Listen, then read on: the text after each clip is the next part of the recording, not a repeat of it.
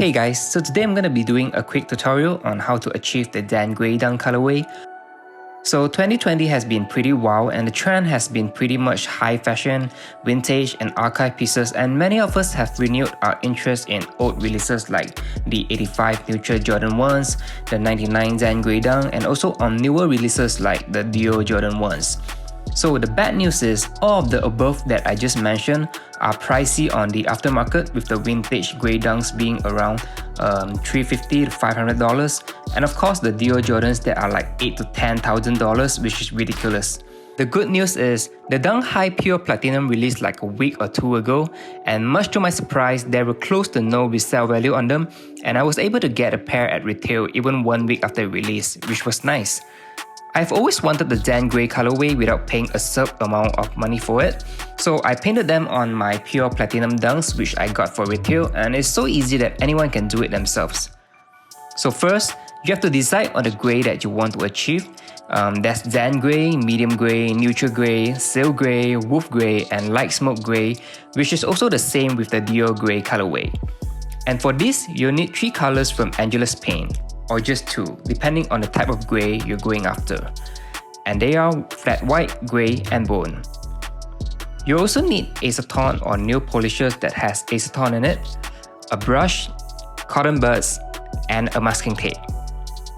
The Angelus paint costs only like $2.95 each for 1 ounce or $5.95 each for the 4 ounce ones.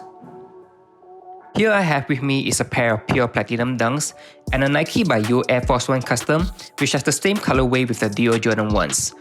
So before we get into painting the sneaker, what we want to do is first to color match and decide on the final tone that we want.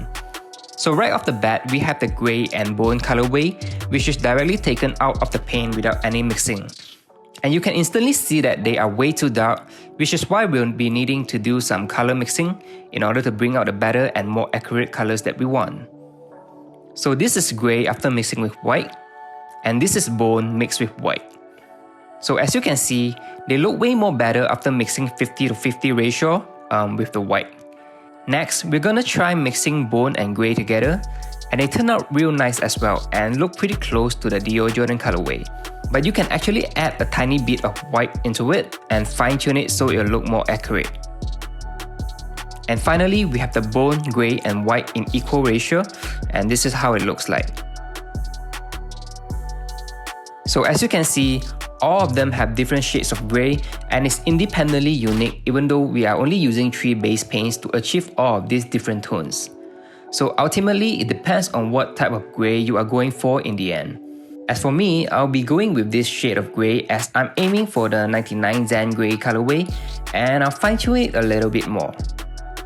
So here's the final color that I'll be using after finalizing the test, and on the left is the bone paint which I have added white until I reach the final tone that I'm satisfied with.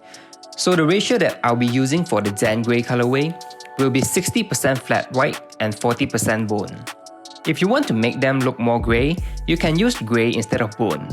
If you want to nail the Dior Grey colorway, you can use the ratio of 50% grey and 50% bone. Or you can also try mixing 45% grey and bone and 10% flat white. Now that we have all the fundamental stuff and preparation done, let's get right into the actual process. So first, we'll be using acetone or nail polisher to remove the factory paint finishing on the pads so that our paint can set and last properly without it coming off. Dip the acetone on cotton buds and start rubbing the areas that you intend to paint later on. The second step is to tape the sneaker with masking tape.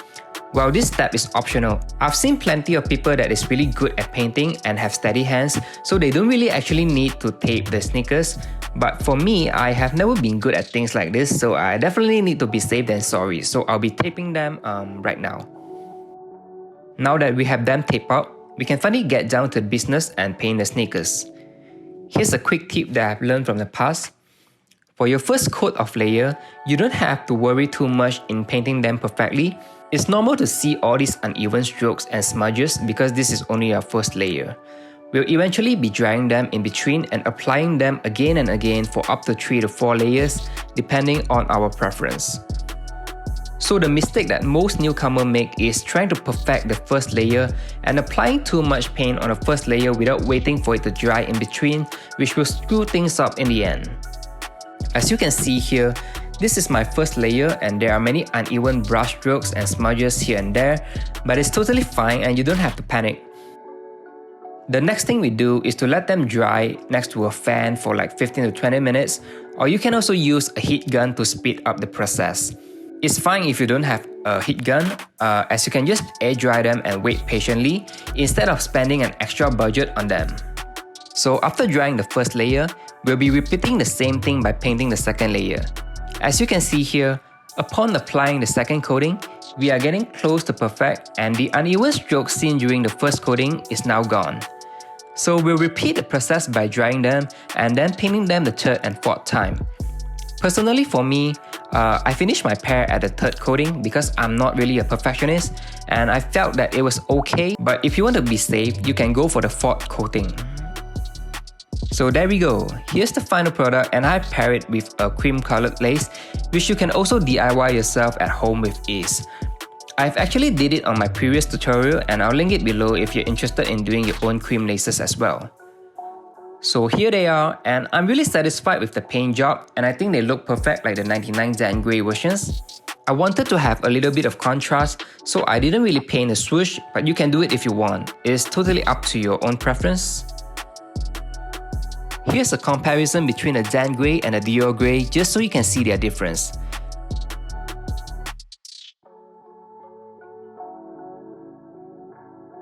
That's pretty much it, and I'll be including some on-feet shots in the end as well.